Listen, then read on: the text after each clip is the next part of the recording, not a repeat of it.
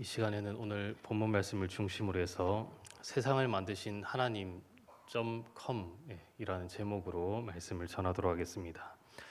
오늘 이 설교 말씀의 제목은 이번 올해 여름 성경학교 주제와 관련이 있습니다. 영아부부터 유치부 또 초등 1부, 2부가 이 주제를 가지고 올해 여름 성경학교를 하는 것입니다. 그런데 이 주제는 어린 아이들뿐만이 아니고 또 교사뿐만이 아니고 어른들에게도 우리 장년들에게도 꼭 알아야 하고 또 필요한 말씀이기 때문에 이 말씀을 가지고 함께 은혜를 나누었으면 좋겠습니다. 세상을 만드신 하나님이라고 하고 뒤에 .com 이렇게 되어 있는데 혹은 .com 이 COM이라는 이 세 영어 글자가 알파벳이 제가 좀 영어 울렁증이 있긴 한데 그래도 하여튼 이 영어를 가지고 세 과로 나눠서 설명을 하고 있습니다. 이 시간에도 오늘 이 세 가지 말씀으로 주제를 가지고 좀 말씀을 드리고자 합니다. 첫 번째로 com 중에서 C는 크리에이션의 그 첫 자를 따서 이렇게 지은 것입니다. 창조. 그래서 첫째로는 이 세상을 누가 만드셨고 그리고 무엇으로 만드셨나 하는 것에 대해서 말씀을 전하도록 하겠습니다. 오늘 우리가 읽은 본문 말씀을 한번 다시 읽어보도록 하겠습니다. 창세기 1장 1절입니다. 시작. 태초에 하나님이 천지를 창조하시니라. 아멘. 오늘 이 말씀은 성경에서 가장 처음 나온 말씀입니다. 우리가 누군가에게 말을 할 때에 중요한 때가 있다면 첫 마디일 것입니다. 누군가를 만나서 대화를 하는데 처음 말이 좀 나랑 좀 안 맞는다 싶으면 그 이상에는 아무리 대화를 10분, 20분 길게 해도 잘 듣지를 않습니다. 그런데 이 사람이 처음에 좀 말을 좀 괜찮게 한다 싶으면 끝까지 이 사람의 말을 듣는 것입니다. 보통 약을 파시는 분들이나 이제 선전하시는 분들을 보면 첫 마디를 되게 잘합니다. 좀 재미있게 해서 사람들을 이렇게 집중을 시키고 그 다음에 이렇게 하는 경우가 많이 있습니다. 설교도 마찬가지입니다. 저희가 학교에서 신학교에서 설교를 배울 때 서론을 참 중요하게 그렇게 배우고 있습니다. 처음 한마디를 잘 해야 이 3분 안에 좀 귀 기울이게 만들어야 나머지 30분을 잘 듣는다 하는 이야기를 종종 들어왔습니다. 당연히 이 하나님이 이 성경 말씀을 주셨을 때에도 이 66권이 한 권으로 되어 있는데 그 중에서도 제일 처음 이 말이 굉장히 중요한 것입니다. 하나님이 우리에게 하시고 싶은 말씀이 굉장히 많이 있으실 것인데 그 중에 제일 처음 한마디가 오늘 우리가 읽은 이 본문 말씀인 것입니다. 태초에 하나님이 천지를 창조하셨다 하는 이 말씀을 먼저 시작하고 있습니다. 이게 굉장히 짧은 한 문장인데 이 한 문장을 믿느냐 안 믿느냐에 따라서 그 사람의 인생이 바뀌는 것입니다. 이 한마디의 문장을 알고 믿는 사람에게는 영생이 허락되고 또 천국이 허락되었으나 그렇지 않은 사람들에게는 그것이 허락되지 않는 것입니다. 여기 태초라고 하는 이 말은 가장 처음에라는 뜻과 동일합니다. 가장 처음에, 그러니까 아무것도 없을 때에 하나님이 말씀으로 이 세상을 창조하신 것입니다. 우리는 이 한 문장만 좀 생각을 해보고 좀 묵상을 해봐도 하나님이 우리와 얼마나 다른 높으신 분이시고 또 위대한 분이신가 하는 것을 알 수가 있습니다. 무엇인가를 만들 때에는 만든 그 제작 시기가 있습니다. 연도가 있고 만든 사람들이 있습니다. 보통은 메이드 인 차이나 이렇게도 많이 나와 있고 연도가 나와 있습니다. 그래서 그것을 보고 이 자동차나 아니면 이 시계나 이런 물건들이 언제 만들어졌구나 하는 것을 알 수 있습니다. 그런데 하나님은 그런 것이 없습니다. 오직 유일하게 이 온 세계 우주 만물 가운데 오직 하나님만이 시작이 없습니다. 그래서 성경에도 보시면 시작도 없고 끝도 없다 그렇게 하나님에 대해서 묘사를 하고 있습니다. 모든 것이 정해진 시간이 있고 탄생한 시간이 있는데 하나님은 없으신 것입니다. 하나님이 모세에게 자신을 가르쳐 설명을 하실 때에 나는 스스로 있는 자다 그렇게 말씀을 하셨습니다. 이렇게 말을 할 수 있는 사람은 이런 말씀을 할 수 있는 사람은 하나님 외에는 없습니다. 하나님 외에는 다 누군가로부터 만들어진 작품이거나 누군가로부터 탄생하였기 때문입니다. 사람을 예로 들면 부모님에게서 났습니다. 그리고 제가 입고 있는 이 양복을 예로 들면 만든 사람이 있습니다. 근데 하나님에게는 그것이 없는 것입니다. 이것은 우리의 이성으로는 좀 깨닫기가 어렵습니다. 깨닫기도 어렵고 설명하기도 어렵습니다. 그러나 분명한 사실은 하나님은 영원전부터 스스로 존재하신 분이시다 하는 것입니다. 그러므로는 이 말씀을 가지고 하나님이 우리와 달리 얼마나 높고 크신 분이신가 하는 생각을 할 수가 있습니다. 보통 그 그리스의 신화들을 보면 좀 신들을 인간들처럼 묘사를 해놓은 모습들을 많이 볼 수가 있습니다. 서로 다투기도 하고 그 안에 어떤 사랑도 있고 질투도 있고 막 있는데 사실은 하나님은 이런 그리스의 어떤 묘사한 신들과는 차원이 다릅니다. 그들이 상상해서 만들어낸 그러한 신들과는 다른 것입니다. 하나님은 그렇게 인간들이 생각하는 그런 존재가 아닙니다. 하나님은 우리의 생각보다 훨씬 크시고 위대하시고 높으신 분이십니다.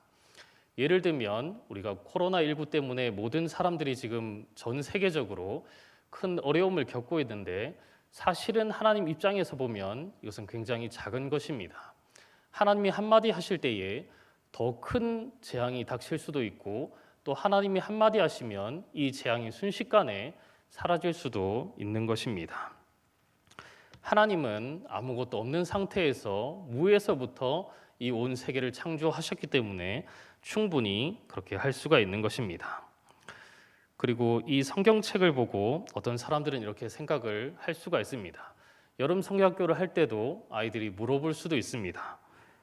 그러면 하나님이 이 세상을 언제 이렇게 창조하셨습니까? 이걸 물어볼 수도 있는데 실제로 성경의 연대를 이렇게 우리가 나이가 이렇게 나와 있으니까 아담은 몇 살이고 그 다음엔 몇 살이고 이렇게 나와 있으니까 그런 것을 이렇게 쭉 계산해 보면 대략 한 6,000년 정도가 나옵니다.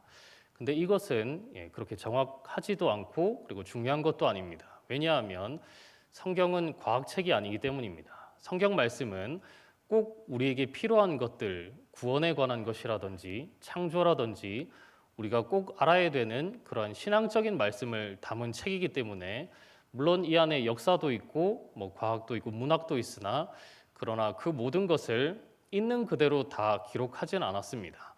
그래서 그 계보도 보시면 좀 신앙이 없는 자들은 계보에서 빼기도 했습니다. 그래서 성경을 이렇게 비교를 해보시면 어떤 사람은 계보에 있는데 어떤 사람은 예수님의 족보에서 빠진 사람도 있습니다.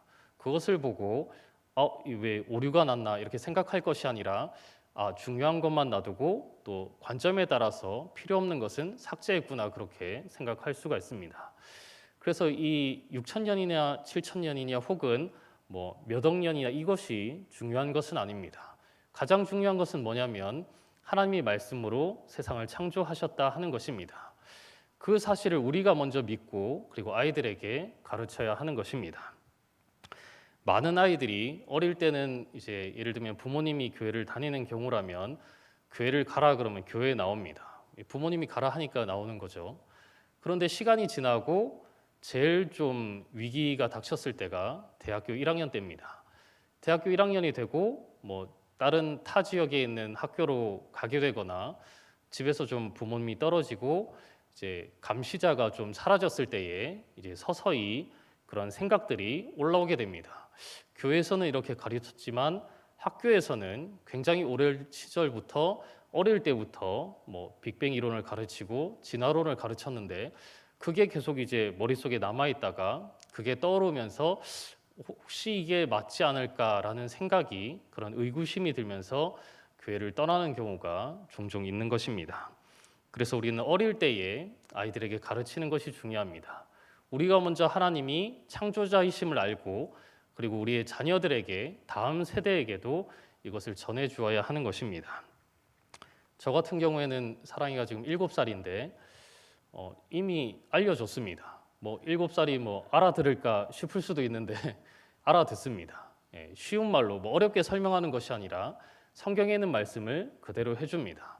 하나님이 첫째 날 빛이 있으라 해서 빛이 생겼고 그리고 둘째 날에는 궁창을 만드셨고 셋째 날에는 또 땅과 또 식물과 또 바다를 만드셨다 이렇게 설명을 해줍니다.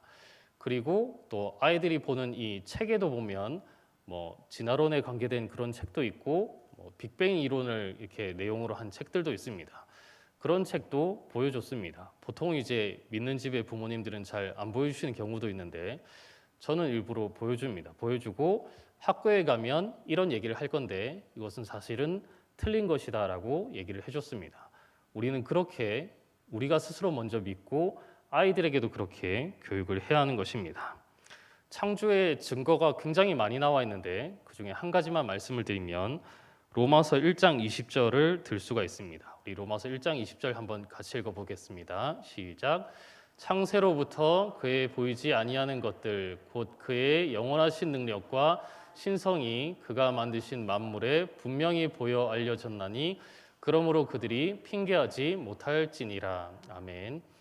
네, 바울이 이 로마서를 쓰면서 자연을 하나의 그 증거로 제시하고 있습니다. 너희가 저 자연을 한번 바라보아라 하는 것입니다.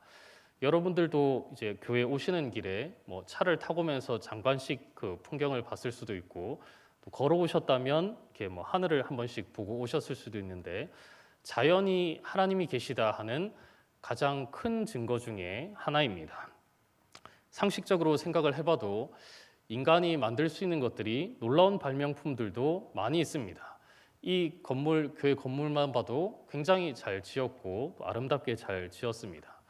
그리고 사람이 만든 비행기나 뭐 혹은 인공지능 로봇이나 이러한 것을 봐도 굉장히 많이 과학이 발전했구나 하는 것을 알 수가 있습니다.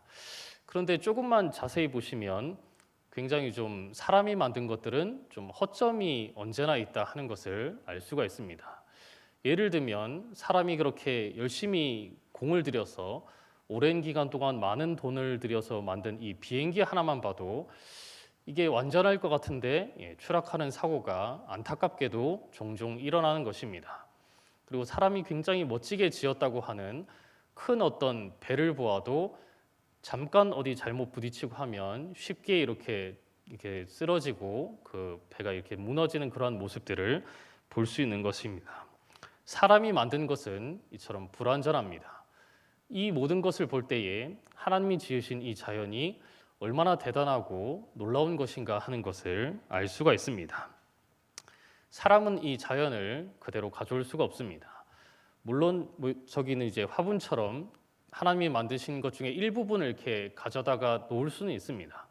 그러나 저것은 창조한 것이 아니고 있는 것을 그대로 잠깐 가져온 것뿐입니다. 하나님이 만드신 이 자연 만물을 사람이 만든 것과는 비교가 할 수가 없습니다. 작은 참새 한 마리만 봐도 이 참새는 사람이 이렇게 머리를 맞대고 큰 돈을 써서 만든 그런 존재가 아닙니다. 하나님이 지으신 것입니다. 그런데 이 참새는 쉽게 날아갑니다. 날아가다가 자기가 실수만 안 하면 안 떨어집니다. 자기가 가다가 이제 졸거나 하다가 부딪히면 이제 떨어질 수도 있지만 자기만 실수가 안 하면 그대로 잘 가는 것입니다. 사람이 만든 어떤 과학적인 어떤 작품들과는 비교를 할 수가 없는 것입니다. 이렇게 하나님은 우리와 다른 높으시고 크시고 위대하신 하나님이십니다. 이 온 우주 만물의 주인이 되신 것입니다. 그러므로 오늘 우리는 하나님을 참 주인으로 섬기고 하나님께 온전히 경배드리며 나아가야 합니다. 둘째로 컴 중에서 중간에 오는 오더의 첫 자를 따서 만들었습니다. 질서라는 뜻인데 하나님은 우리를 어떤 세상에 두셨는가에 대해서 말씀을 잠시 드리도록 하겠습니다. 하나님이 만드신 이 세상은 쉽게 말씀을 드리면 질서가 있는 세상입니다. 하나님이 이 세상을 조금 구체화시키기 전에는 질서가 없었습니다. 혼돈과 어둠의 어떤 덩어리였습니다. 그런데 하나님이 이 창조물들을 조금씩 더 구체화시키시면서 질서가 잡히는 모습을 볼 수가 있습니다. 첫째 날에는 빛을 만드셨습니다. 지금 우리가 있는 이 공간에도 빛이 없다고 한번 생각을 해보시기 바랍니다. 저는 처음에 이런 생각을 했습니다. 설교를 시작할 때에 한 3분 정도 불을 한번 다 꺼볼까, 그런 기법이 있습니다. 조금 일종의 충격요법인데 근데 그렇게 되면 이제 조금 큰 소동이 납니다.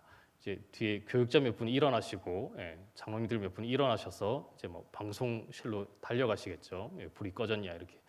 좀 그렇게 될 걸 우려해서 제가 하지는 않았는데 상상만 해봐도 얼마나 큰 혼란이 올 것인가 하는 것을 쉽게 알 수가 있습니다.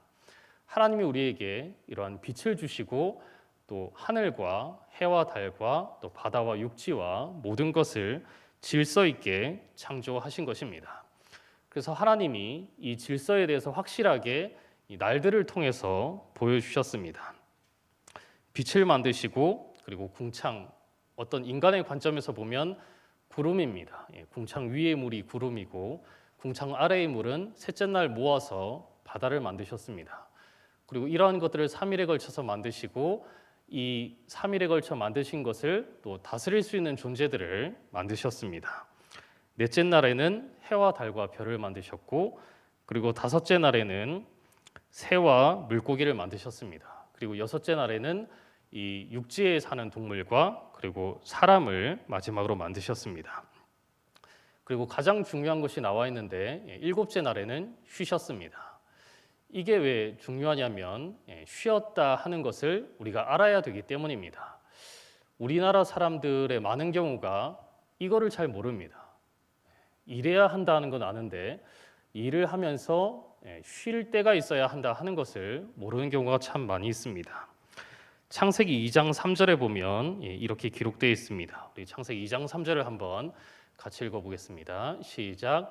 하나님이 그 일곱째 날을 복되게 하사 거룩하게 하셨으니 이는 하나님이 그 창조하시며 만드시던 모든 일을 마치시고 그날에 안식하셨음이니라. 아멘.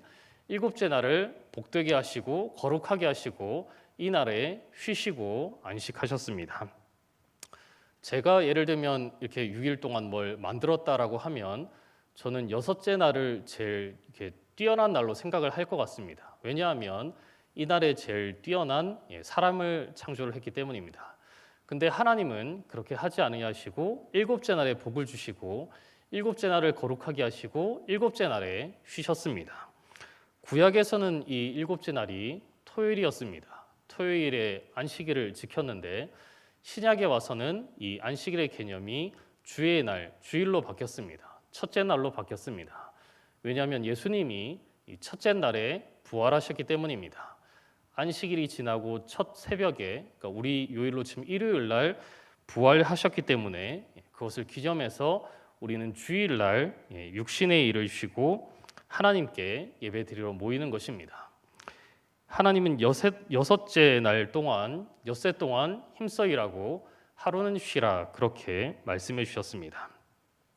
잡코리아라고 하는 단체에서 지난 금요일에 6월 26일에 한 1,500명 정도 되는 대상으로 해서 조사를 한 게 있습니다. 자기가 일할 때에 이것이 과로인 것 같다라고 느끼는 정도가 어느 정도 되는가 이렇게 조사를 해봤습니다. 몇 프로가 나왔을까요? 조사를 해봤더니 70%가 자기가 생각할 때 자기가 과로하고 있다 이렇게 이야기를 했다고 합니다. 그리고 자신이 충분히 휴식을 취하고 있다 이렇게 대답한 사람은 10%밖에 안 됩니다. 이 조사가 알려두듯이 사실 우리나라 사람들은 좀 일을 과하게 합니다. 좀 너무 열심을 냅니다. 물론 장점도 있습니다. 전 세계 사람들이 보다시피 그 가난한 나라가 이렇게 잘 사는 나라가 된 이유 중에 하나는 물론 하나님이 복을 주셨지만 우리 스스로도 우리나라의 국민 모두가 발벗고 나서서 열심히 쉬지도 않고 일했기 때문입니다.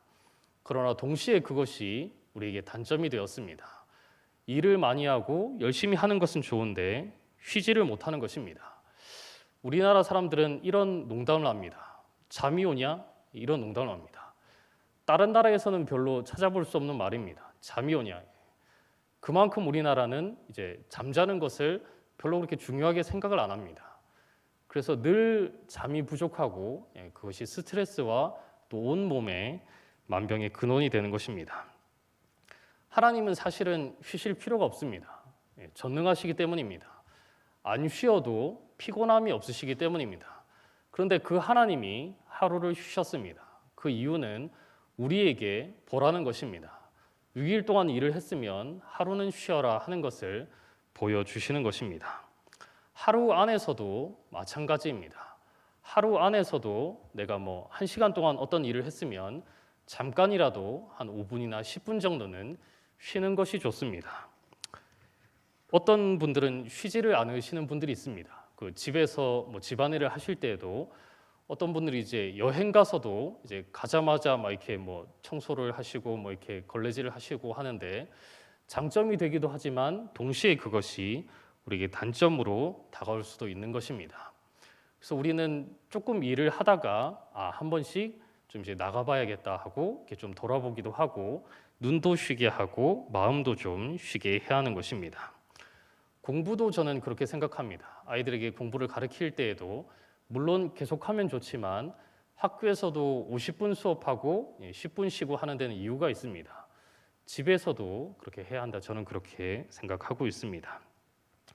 그리고 또 한 가지 우리가 알아야 할 것은 주일에는 쉬기만 하는 날이 아니라 하는 것입니다.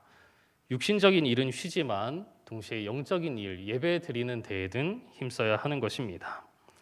그리고 가장 좋은 가르침은 우리가 말로만 이렇게 가르치는 것이 아니라 모범을 보여주어야 하는 것입니다. 주일에 예배드리고 우리가 말씀을 마음을 다해 듣고 또 배우고 그대로 실천하는 것을 보여주는 것입니다. 보통 그 믿음의 집안에서 자란 자녀들이 이제 좀 삐딱선을 탈 때가 있는데 그게 언젠가 이렇게 살펴보면 그 부모님들이 교회에서 하는 행동과 좀 집에서 행동이 다를 때 좀 그런 마음을 많이 느낀다고 합니다. 교회에서는 이렇게 거룩하게 앉아 있고 이렇게 막 웃으면서 친절하게 이렇게 하고 하는데 집에만 돌아오면 인상이 좀 바뀐다 싶으면 이게 믿음 있는 사람의 모습인가 이런 마음이 들면서 잘못된 생각을 할 수도 있는 것입니다. 오늘 우리는 하나님이 세우신 이 질서대로 살아야 하는데 하나님이 세우신 질서는 6일 동안 일하고 또 주일 하루는 쉬고 그리고 그냥 쉬는 것이 아니라 영적인 일을 하라, 예배를 드려라 하는 것입니다. 마지막 셋째로 come에서 M은 미션의 첫 자입니다. 사명 그런 뜻입니다. 하나님은 우리가 어떤 개인적인 일뿐만이 아니라 지구 전체를 이렇게 잘 다스리도록 말씀해 주셨습니다. 창세기 1장 28절에 이렇게 기록되어 있습니다. 우리 1장 28절 말씀 한번 같이 읽어보도록 하겠습니다. 창세기 1장 28절입니다. 함께 읽겠습니다. 시작. 하나님이 그들에게 복을 주시며 하나님이 그들에게 이르시되 생육하고 번성하여 땅에 충만하라. 땅을 정복하라. 바다의 물고기와 하늘의 새와 땅에 움직이는 모든 생물을 다스리라 하시니라. 아멘. 하나님은 우리에게 이렇게 말씀하셨습니다. 사람을 지으시고 우리 사람에게 복을 주시면서 세 가지 명령을 내려주셨습니다. 첫째로는 생육하고 번성하여 땅에 충만하라 하는 명령을 주셨습니다. 오늘날 이 시간이 흐르면 흐를수록 이 명령에 대해서 세상 사람들은 둔감해지고 그리고 반감을 가지고 있습니다. 꼭 결혼할 필요가 없다 하는 사람들이 늘어나고 있습니다. 물론 현실을 보면 어려운 것이 사실입니다. 결혼하는데 비용도 많이 들고 아이 한 명 낳아서 또 키우는 데에 대한 비용도 만만치는 않습니다. 그럼에도 불구하고 우리는 결혼하고 또 자녀를 낳는 이러한 순리대로 사는 삶을 살아야 합니다. 그 이유는 이것이 하나님의 명령이기 때문입니다. 이 세상을 지으시고 창조하신 하나님이 우리에게 하신 말씀이기 때문입니다. 그러므로 우리는 이 말씀을 기억하면서 일부러 결혼을 안 한다든지 일부러 아이를 안 낳는다든지 이러한 죄는 범치 말아야 하는 것입니다. 또 둘째로 땅을 정복하라 그렇게 말씀해 주셨습니다. 땅을 정복하라 하는 것은 이 말대로 강압적으로 어떻게 땅을 훼손해도 된다거나 그러한 의미는 아닙니다. 오히려 반대로 땅에 대해서 애정을 가지고 잘 지키고 보호하고 다스려야 한다 그런 뜻입니다. 마지막 셋째도 같은 의미입니다. 생물을 다스리라 이렇게 나와 있는데 다스려야 하니까 내가 마음대로 이렇게 다뤄도 되나 그것이 아니고 더 애정을 가지고 식물이든지 동물이든지 잘 가꾸고 잘 다스리고 또 지혜롭게 잘 활용해야 한다 하는 뜻입니다. 한 가지 예를 들면 하나님이 그 니느웨 성을 무너뜨리지 않으신 때가 있습니다. 처음에 요나에게는 내가 무너뜨리겠다 해놓고 무너뜨리지 않은 때가 있습니다. 그때 요나가 그래도 혹시 무너지지 않을까 하고 이제 자기가 초막을 짓고 이 니느웨 성읍을 바라보고 있었습니다. 그때 하나님이 박넝쿨을 이 초막으로 이제 두르셔서 시원하게 하셨습니다. 그래서 요나가 굉장히 기뻐했는데 하나님이 이 요나가 자는 사이에 이 박넝쿨을 다 벌레를 통해서 갉아먹고 치우셨습니다. 그리고 다음 날 굉장히 뜨거운 햇볕을 내리셨습니다.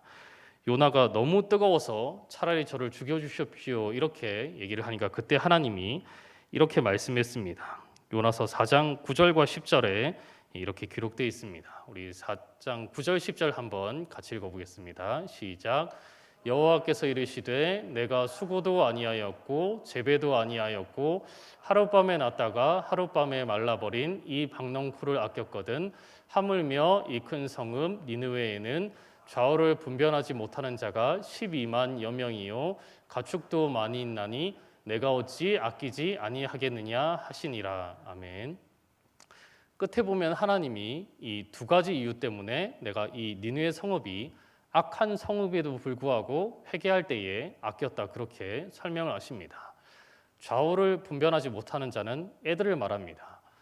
어린아이들이 저렇게 10만 명이 넘게 있고 가축도 많이 있다 그렇게 말씀하셨습니다. 이 얘기는 하나님은 모든 인류를 당연히 다 사랑하시지만 특별히 약한 자들, 성경에 보시면 고아나 과부나 나그네들을 굉장히 사랑하시는 모습이 나오는데 약한 자들, 특별히 이렇게 어린 아이들과 같은 약자를 사랑하시고 또 하나님은 또 사람뿐만이 아니라 동물, 이 가축도 아끼신다 하는 것을 볼 수가 있습니다. 물론 그렇다고 해서 저는 이제 삼겹살을 좋아하는데 고기를 전혀 먹으면 안 된다 이런 것은 아닙니다. 물론 이렇게 할 수는 있지만 기본적으로 하나님이 이렇게 동물을 사랑하시고 자연을 사랑하시는구나 하는 것을 알 수 있는 것입니다. 결론으로 말씀을 드리면 하나님 이 세상을 창조하신 하나님이십니다. 그 하나님이 질서 있게 우리가 살아갈 때에 그냥 아무렇게나 살아가는 것이 아니라 어떤 돈을 위해서 살아가는 것이 아니라 엿새는 일을 하지만 하루는 하나님 앞에 나와서 예배 드리기를 바라고 계신다 하는 것입니다. 또한 우리의 육신도 계속 일할 것이 아니라 하루는 쉬기를 바라고 계십니다. 또한 하나님은 하나님의 말씀대로 이 세상을 우리가 지혜롭게 잘 다스릴 것을 명하셨습니다. 이 말씀을 꼭 기억하시면서 이 세상을 창조하신 하나님을 늘 묵상하며 하나님을 주인으로 섬기고 하나님께 예배하며 하나님의 말씀을 잘 수행하는 저 여러분이 되시기를 주님의 이름으로 축복합니다.